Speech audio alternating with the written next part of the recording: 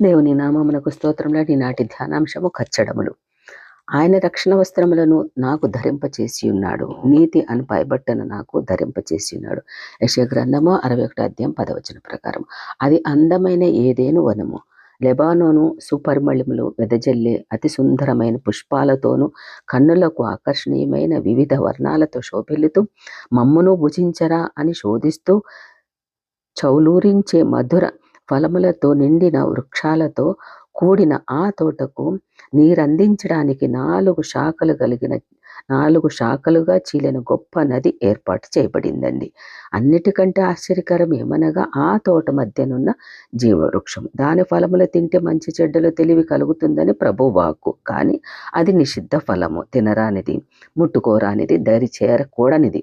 కొన్ని జీవితాలు అంతేనండి. ఎంత సమృద్ధి ఉండినా అనుభవించడానికి నోచని బ్రతుకులు. దేనికో ఆశపడుతూ ఉంటారు. ఎన్నో ఇచ్చినప్పటికీ కూడా ఏదో దానికి కొరత అని బాధపడిపోతూ ఉంటారు. అదే సృష్టి వైచిత్ర్యం అండి. ఆ తోటలో విహరించేది ఇద్దరు ఆది దంపతులైన ఆదాము హవ్వలు. ఒకనాటి చల్లపూట ఎప్పటి వలెనే మహాగణుడు, మహోన్నతుడు, పరిశుద్ధుడు, అపరంజి శిరస్కుడు, ధవళవర్ణుడు, రత్నవర్ణుడు అనే యెహోవా దేవుడు ఆదాముతో సంచరించి వేయించేశాడండి. ఆదాము కనబడితేనా ప్రతిరోజు సంతోషంగా తన కొరకు వేచి ఉండి ఎదుర్కొని ఆదాము నేడు రాలేదు. ఎందుకో? ఆదామా నీవెక్కడ? మేఘ గర్జన వంటి స్వరమైన ప్రేమగా వినబడింది సృష్టికర్త స్వరం. ప్రభువా, నేను తోటలో నీ స్వరం వినబడినప్పుడు దిగంబరిగా నుంటిని కనుక దాగుకొంటిని. భయముతో సిగ్గుతో ఆదాము జవాబండి. బయటకు రాలేని పరిస్థితి. నీవు దిగంబరివని నీకు తెలిపిన వాడెవడు? నేను తినకూడదని ఆజ్ఞాపించిన వృక్ష ఫలముని తింటివా? పరిశుద్ధుడైన యెహోవా గద్దింపు. తువాత కథ అందరికీ మనకి విదితమే అండి. నాడు నేడు ఒకరిపై మరొకరు నేరారోపణ. అదే తువాత కథ. ఆదాము హవ్వపై, హవ్వ సాతానుపై నేరాలు మోపడం, శాపాలు పొందడం, ప్రభువు సన్నిధిని కోల్పోవడం జరిగిపోయిందండి. అయితే దిగంబరులుగానున్న ఆ ఆది దంపతులు తమ నగ్నత్వాన్ని చూచి భరించలేక అంజూరపు ఆకులు కుట్టి తమకు కచ్చడములు చేసుకొనిరి. ఆదికాండము 3:7 ప్రకారం. తమ దిశములను ఆ విధముగా దాచుకున్నారు. తమ ప్రయత్నములో కాని యెహోవా దేవుడు వారికి చర్మపు చొక్కాయలను చేయించి వారికి తొడిగించెను. వారి సిగ్గు కప్పారండి. ఆదికాండం 3:21 ప్రకారం. ఎందుకంటే ఆకులు కట్టుకున్నప్పుడు అవి ఎండిపోతుంటే అస్తమానం వాటి మీదే ధ్యానం ఉండి మరలా కుట్టుకోవడం, మరలా ఎండిపోవడం, పడిపోతుండే బట్టి దేవుడు అది చూసి ఆయన ఒక చర్మపు చొక్కాయిని చేయించి వారికి తొడిగించారు. ఆది దంపతులు ఆజ్ఞ అతిక్రమించారు, పాపంలో పడ్డారు. ఆజ్ఞ అతిక్రమమే పాపం కదండి. వారి పాపపు డాగును కప్పివేయటకు గాను దేవుడు వారికి నూతన చర్మపు కచ్చడాలను అనగా వస్త్రములను చేయించి తొడిగించారండి. ఏ భేదం లేదు. అందరూ పాపం చేసి దేవుడు అనుగ్రహించి మహిమను పొందలేకపోతున్నారు. అట్టి మహిమకు మనలను వారసులుగా చేయడానికి ఆయన లోకరక్షకునిగా ఉద్భవించి ఈ నూతన సంవత్సరాన మనకు నూతన మహిమ వస్త్రంలో అనుగ్రహిస్తున్నారు. తద్వారా మనలో దుఃఖము, భారము, పాపపు డాగు అన్ని తొలగిపోబడతాయి. ఆయన మనకు అనుగ్రహించే వస్త్రాలు ఒక్కసారి వాక్యంలో పరిశీలిద్దామండి, ధ్యానిద్దామండి. ఆయన ఇచ్చే రక్షణ వస్త్రాలు ఏమనగా మొదటిగా ఉల్లాస వస్త్రము. 1 యెషయా గ్రంథము 61:3 ప్రకారం ఇది దుఃఖించే వారికి పాప దుఃఖ విడుదల. 2వదిగా స్తుతి వస్త్రము. యెషయా గ్రంథము 61:3 భారభారితమైన ఆత్మకు ప్రతిగా ఇచ్చేదండి. 3వదిగా ప్రశస్త వస్త్రం. యెషయా గ్రంథం 23:18 ప్రకారం యెహోవా సన్నిధిని నివసించు వారికి అనుగ్రహింపబడేదండి. తర్వాత 4వది సంతోష వస్త్రం. కీర్తన గ్రంథం 30:12 ప్రకారం నీవు నా గోనెపట్ట విడిపించి సంతోష వస్త్రం ధరింపచేసి ఉన్నావని భక్తునికి ఇచ్చే సంతోష వస్త్రము.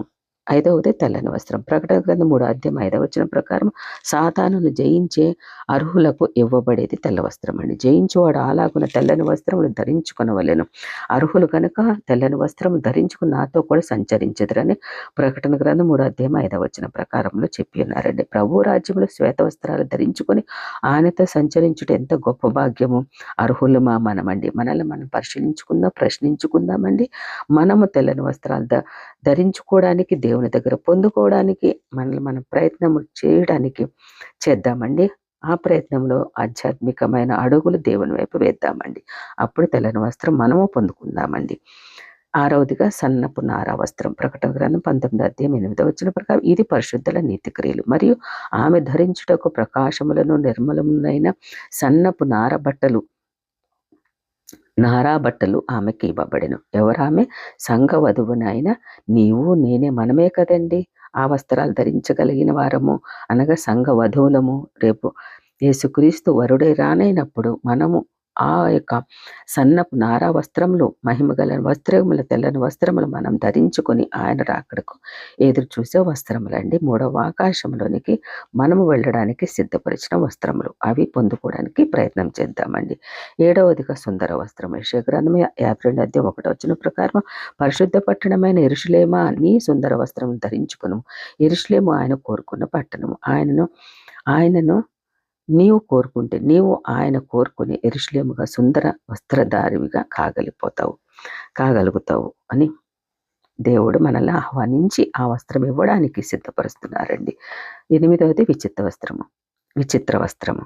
కీర్తన గ్రంథం 45:11-14 రాణి ఓఫీరు అపరంజిత విచిత్రమైన పనిగల వస్త్రములను ధరించుకుని రాజునొద్దకు ఆమె తీసుకుని రాబడుతుందని, బంగారు బుట్ట పనితో అట్టి విచిత్ర వస్త్రం ధరించిన రాణి ఓఫీరు నువ్వు నేను మనమే కాగలగాలి కదండి.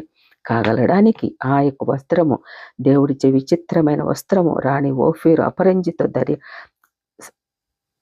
సిద్ధపరిచిన ఆ యొక్క వస్త్రం పొందుకోవడానికి సిద్ధపడతామండి. 9వది రక్షణ వస్త్రం, నీతి వస్త్రము.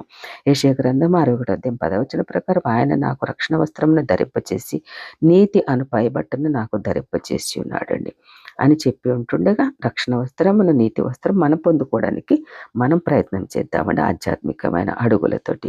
10వది పరిమళ వస్త్రములు. కీర్తన గ్రంథం 45:5 ప్రకారము అవి మన ప్రభువు ధరించే వస్త్రాలండి. నీ వస్త్రపులెల్లా గోపురస వాసనే, అగరు వాసనే, లవంగ పట్టు వాసనే. ఆయనను ప్రేమించి హత్తుకుంటే అట్టి వస్త్రాలు, సువాసనలు మనకు లభిస్తాయి కదండి.